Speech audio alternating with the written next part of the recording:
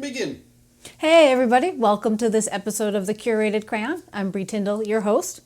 In case you didn't know, it's funny, you might want to know a little background information. Just so you know, I don't have some fancy little studio I'm filming in. This is actually my living room. And this is just a wall that you see. I have a very quiet little space that I create in. My point in telling you that is that you don't need some specific space to make art. You just got to carve out a little space for yourself.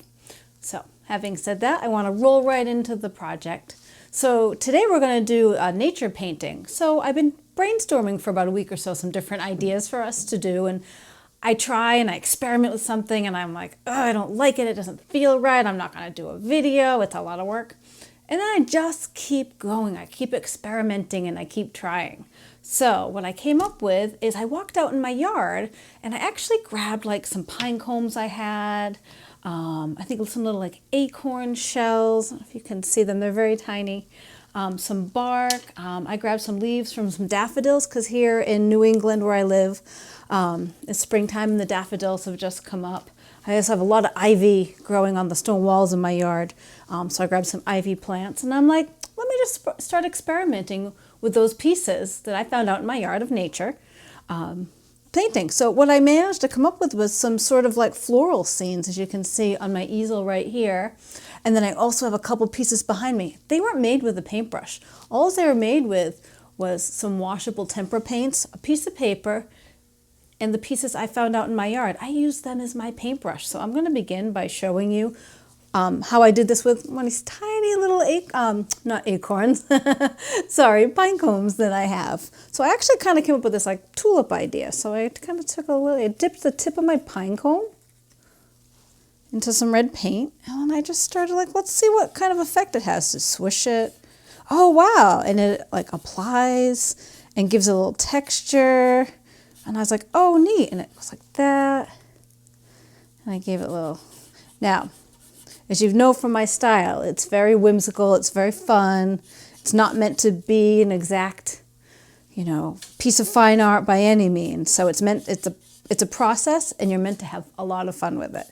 So all I'm doing is I'm just taking my pine cone back and forth. I keep dipping it in the paint. There we go.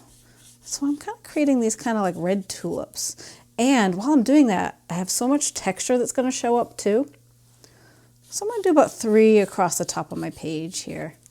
What's really neat is I started not just using one solid color to make the flowers, I actually started mixing in colors as well. So I learned I can wipe this off on a paper towel a little bit. It's kind of like when you clean your brush and dip it in another color. So I might dip in a little orange. A little effect here. More in the orange. And maybe, you know what, I feel like it still needs a pop of color. So I'm actually going to dip it after I wipe down my pine cone, which is a wonderful paintbrush. I'm going to dip it a little bit in the yellow. Ooh, now that makes it pop. That's what I'm looking for. So I'll dip a little more in the yellow. Another neat aside, save a lot of your recycling. All my little cups I use for paint actually had like a little dip in them before, and I just rinse them out when I'm done. And I keep reusing them. They're perfect size paint holders. Free and reusable. You don't need fancy supplies to do my projects. So, I've got that. And I'm going to wipe this off because guess what? I can continue using this little pine cone. I think it's time to make some stems on my flowers. So I dipped that pine cone again in some green. I made some stems with some leaves coming off of there. Now, I'm only doing 3 flowers on this page, but I feel like you could probably put in a lot more.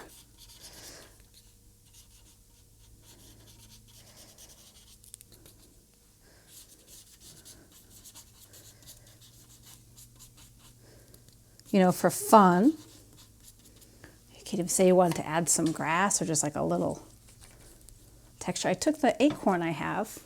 It's this little guy. It's actually an acorn split open because we have tons of squirrels here where we live. So I'm going to dip some in the green and I'm just going to press it across the paper. Kind of make an imprint. So it's like you got a little grass below on your flowers too. Uh-oh, and sometimes it gets stuck and you make a mess. But I like the messy part of the process. That's why I do it. Part of why I do it. So My first one, super simple and easy, just so you have an idea what to do at home. Looks like this. And then I'm going to do one more. I want to show you another thing I work with, which I had fun with. So I took the leaves of the daffodils I had out there, and I folded them in half like this. I don't know if you guys can see it at home. You could take any leaves and fold them or curl them up. And I said, oh wow, let me try to dip this into a little bit of purple and paint with it and just go back and forth. And it makes for a really neat paintbrush. Now you can choose to hold your plant item you found in your yard however you'd like to paint. You know, maybe you really just want to hold it on its side, or you want it to have a point, a tip to it. Maybe I'll do this one a little different. We'll go like this. This kind of looks like a firecracker in a way, just to give you an idea. And maybe I'll go back and do that to these other ones, because what's really cool when you work with paint and it's wet, you can alter how it looks. If you didn't like how it looked the first time, go back while it's still wet, paint over it. There we go, especially with what we're doing here. And you are going to get a little messy with this, but that's why we're using washable paints. Now again, as I always say in my videos, this is so good for kids and also so good for grown-ups. I have so much fun as an adult with this process. It's nothing fancy, it's just fun, and it's relaxing, and it relieves stress. So I'm going to now dip, just because I like to mix colors, a little bit of blue in here. So I think the blue looks cool with that. A little more blue. And again, add more paint, give it texture, hold the plant how you'd like it. If you'd rather hold it like so it's on its side and you go like up and down a little bit, or you want like a point like that, you can do it.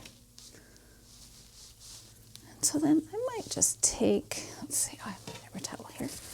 Wipe this down. Oop. Actually, I broke that one. So thank goodness I have several more leaves over here. Wipe my hands down a little bit. I'm going to fold it again just because I like how it comes out when I fold it. Because you would never do that with a paintbrush. And I make my stems.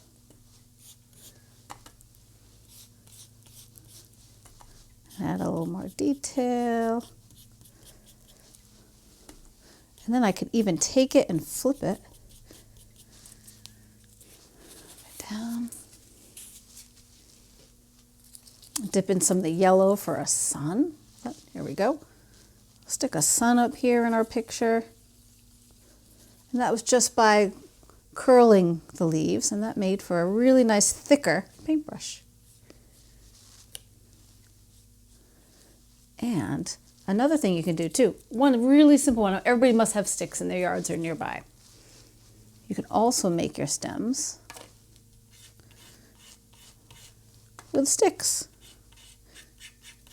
I know we had a big storm here a couple days ago in the Northeast, so we certainly had a lot of sticks down outside.